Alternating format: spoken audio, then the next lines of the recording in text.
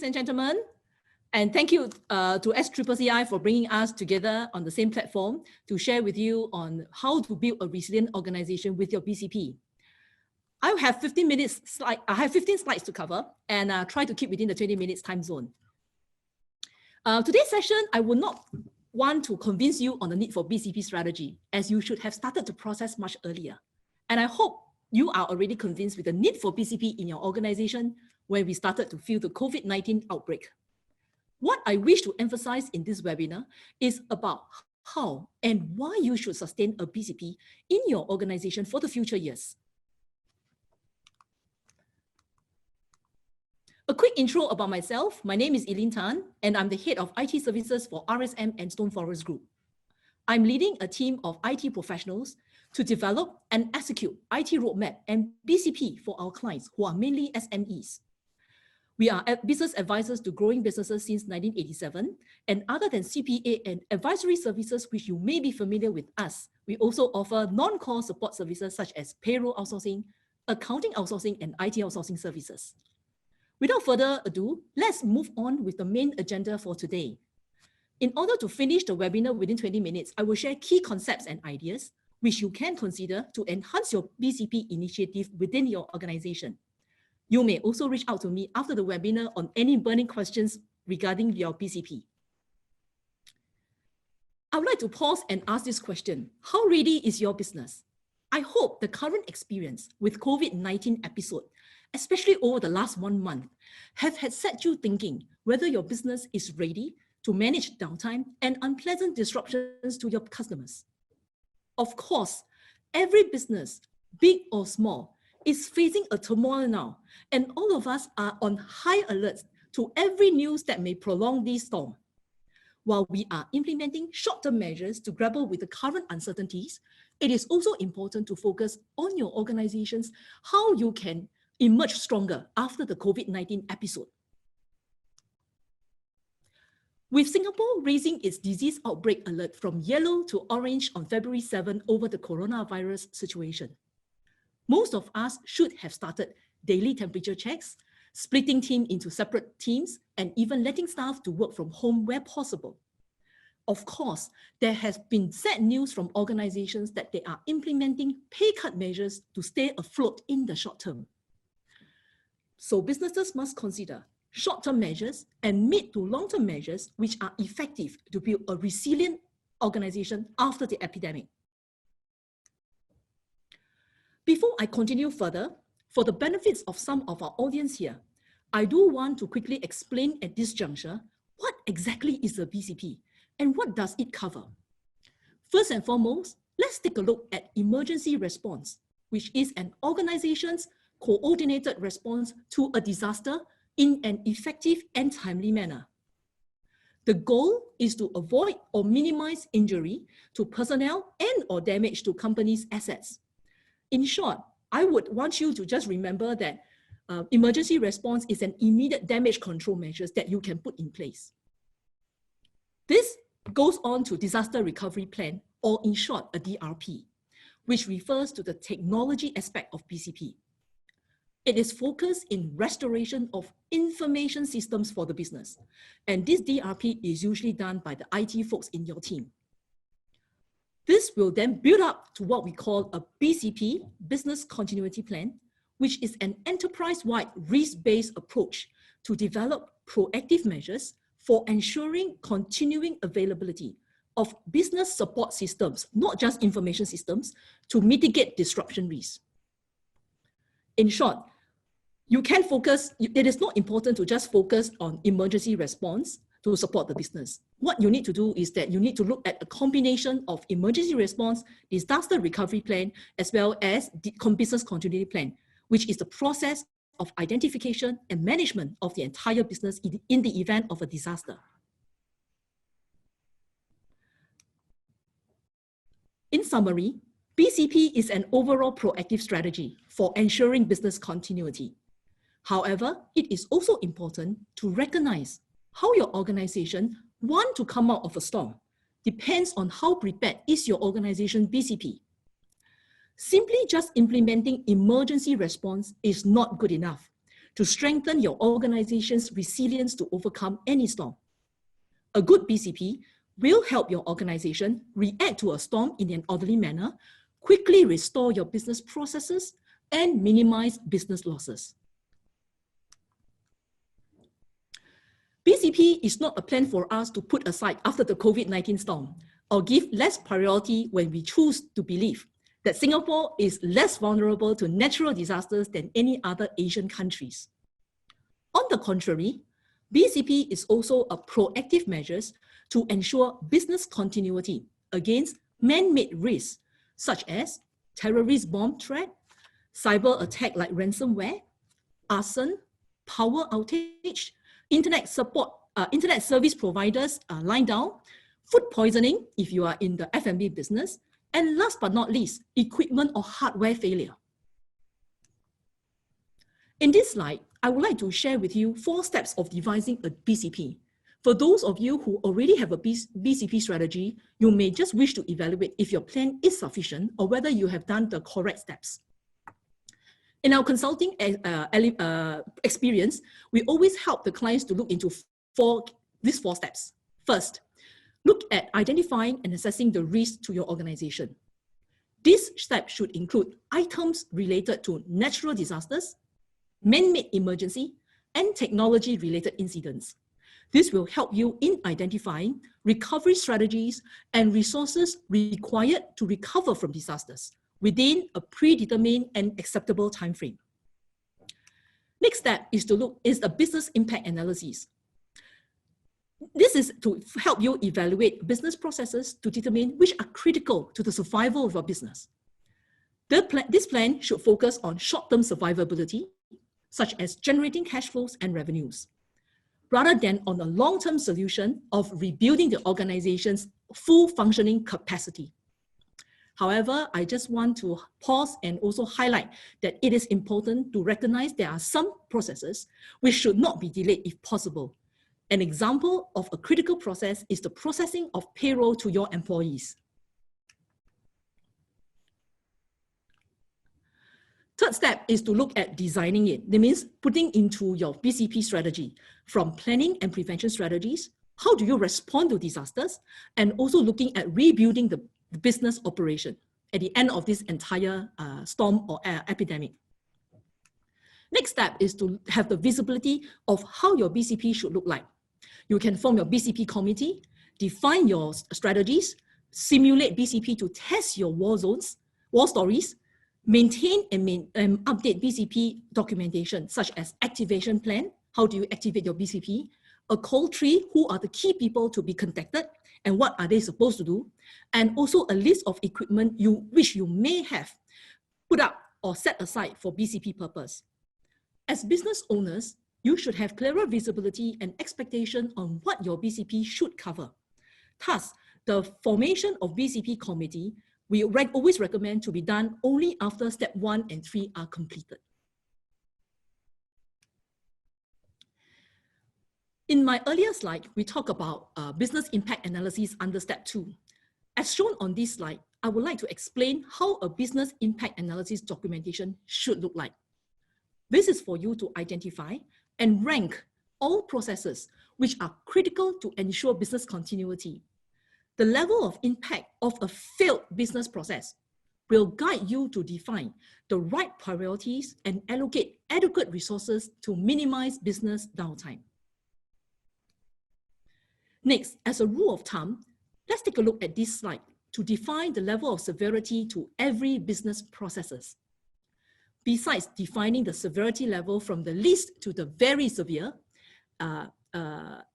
impact, your business impact indicators should not just include financial losses, but review your impact on your contractual obligations to clients and also impact on the regulatory compliance required in your industry. Many a times from our consulting experience, our clients actually forgot about the regulatory compliance required in their industries. So these are important key factors that you should consider in your BCP. After understanding what it takes to devise a BCP and the considerations of business impact analysis, let's now take a look at 4 broad areas that you should consider in your BCP. From our consulting experience, there are 4 areas. which you can see commonly in any BCP strategy, which we have categorized is at business applications, data security, infrastructure, and compliance. Business applications considerations will drive you to identify mission-critical systems, which are time-sensitive, evaluate if these applications would need to be migrated to the cloud in the near future. And if so, what is the acceptable downtime in each of the data backup? On this note, I would like to highlight that please understand that cloud applications are also not 100% available at all times. Next, let's move on to data security. Besides encryption, how can we reduce data corruption when we are performing business process from different locations? Ask yourself, does allowing your staff to access cloud applications using personal equipment is a cause of concern for you over data security? Next, let's move on to infrastructure. Ask ourselves if it is advisable to install VPN on employees' personal laptop. Do you know that this poses very high security risks? There were times like, what happens if there were also times where physical access to office is limited? Do you have a ready command post for stakeholders to meet, discuss, and decide on urgent priorities to ensure business continuity? This last point is talking about having an alternate sites for your BCP purpose. Lastly, for compliance, ask yourself if you have any control over personal data portability, PDPA. For FI-related compliance, do you meet the criteria spelled out under MAS Technology Risk Management Guidelines? Were there special arrangements between clients and vendors which can lead to heavy penalty when you are unable to fulfill your obligation? So in short, you must carefully consider these 4 areas and tested it when you are getting all your BCP act together. In my earlier slide, we talked about business applications, and there was a point called data recoverability. And I thought maybe for most of the business owners here or members, please remember that there are 2 key areas that you must understand in BCP. The recovery time objective, RTO, is the targeted duration of time and service level which organization must be restored after a disaster. In this case, it simply means your tolerance level for business downtime. Whenever I say this to some of my clients who are founders of their firm, they will always raise their eyebrows and say, Eileen, don't you think that none of the organization should have tolerance for any downtime?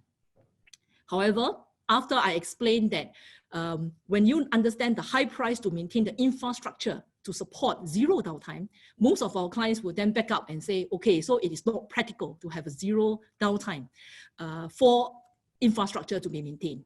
So depending on the nature of the business and your budget for BCP, the RTO can range from 4 to 72 hours.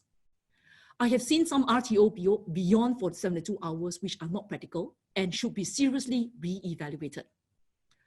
On the other hand, recovery point objective is the age of files that must be recovered from backup storage to resume a business operation in the event of IT outage or challenge. So for example, if you want to have your RPO as 1 hour, it implies that backup must be done once every hour. So RTO and RPO, it really depends on your appetite for the risk and also your budget allocated for BCP. Due to time constraints, I'm not able to elaborate very much detail about what you should have in the BCP. So I'm going to leave this slide as a guiding stick for you to evaluate how your BCP is complete and whether this sample is good enough for you to start with. As I'm coming to the end of my presentation, I wish to reiterate, for every business to grow in this VUCA future, VUCA, VUCA, you need to recognize that maintaining BCP is an important function in any organization. So how do you sustain a BCP even after this COVID-19 episode? There are four pointers that I think you would like to consider. Number 1, the BCP will be more effective if you recognize that there is a need to change our perception on the existence of BCP. BCP must be seen as an investment and not a sunk cost for any organization. Or businesses who are successfully able to step out from who can emerge stronger after every disaster, have carefully considered integrating BCP into every business decision. This means ask questions and find answers to possible loss of key personnel, dependency on key customer, or supplier which directly impact the survival of your business. Next, always consider disaster recovery strategy in your IT plans.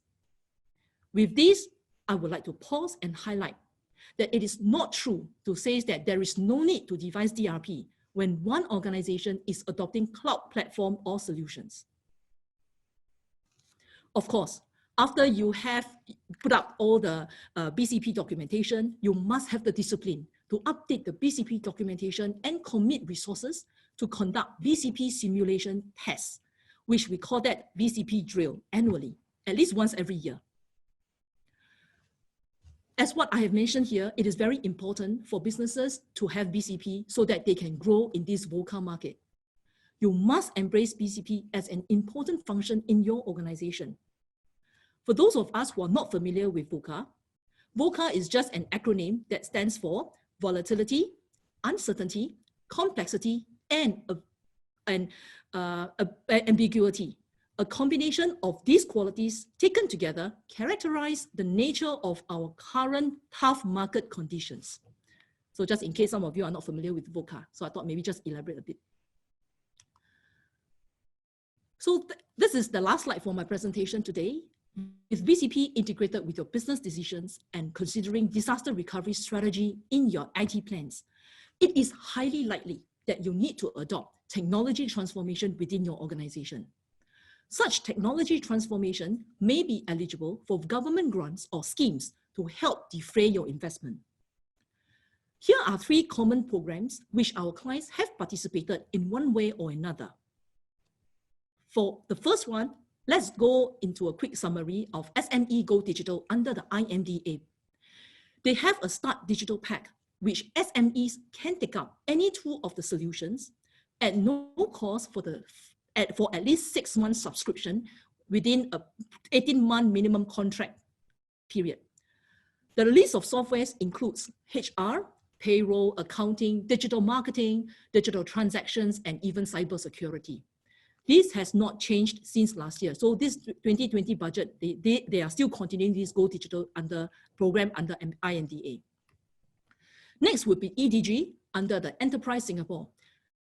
This grant is to help projects upgrade your business, innovate, and venture overseas. They have also enhanced this program in 2020 budget government highlights of what we call an Automation Support Package, ASP in short, under EDG. ASP helps to defray some large-scale deployment of automation solutions, which covers up to 70% of the qualifying cost of your project. Lastly, PSG under Tech Depot. PSG is more sector-specific solutions, including retail, food, logistics, precision engineering, construction, and of course, now coming is accountancy. Other than sector-specific solutions, PSG supports the adoption of solutions such as CRM, customer relationship management, data analytics, financial management, and even inventory tracking. So as shared on this slide, there are always avenues for businesses to seek experts' advice, assistance, and even investment to expedite your technology transformation plan as part and parcel of your disaster recovery plan.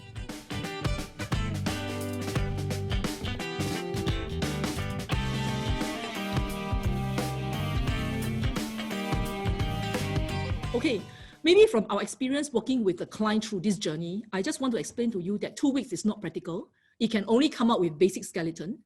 For SMEs, the clients that we have been working with, let's say assuming below 100 headcounts, usually it will take about 2 months for you to rationalize, internalize, and also think through what are the possible options that are more cost-effective for SMEs. So this will take about 2 months for you to firm up your plan, execute in terms of preparing the additional resources if need be, and seek external advice.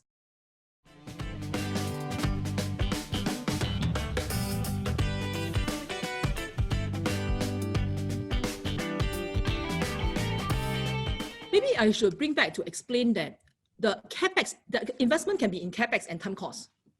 For CapEx itself, if you ask me at in this era, digital era for the cloud solutions, many a time our clients are no longer investing on expensive CapEx.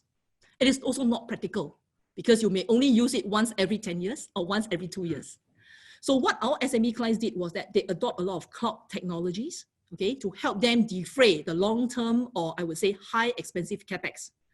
Definitely there will be costs involved, as including things like subscription of the cloud solution, activating it, your plan to do the annual BCP drill. So these are time costs that we cannot ignore. Yes, there will be costs, but we need to minimize the cost such that it is still effective and affordable for SMEs.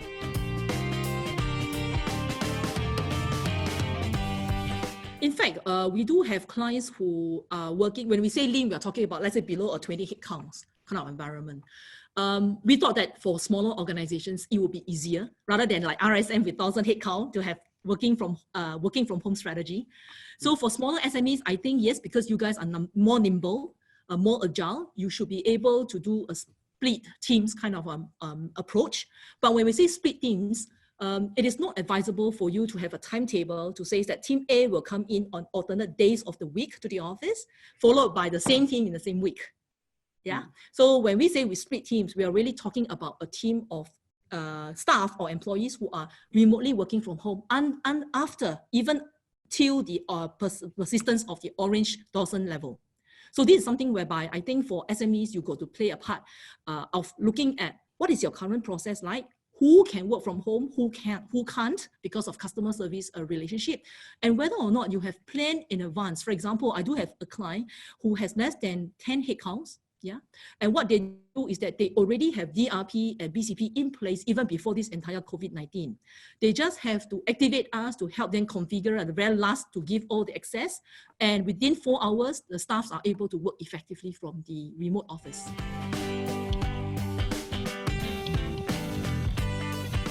Definitely, SMEs being nimble enough and also different business nature should look at it differently in terms of the framework. The framework is just as a guiding stick.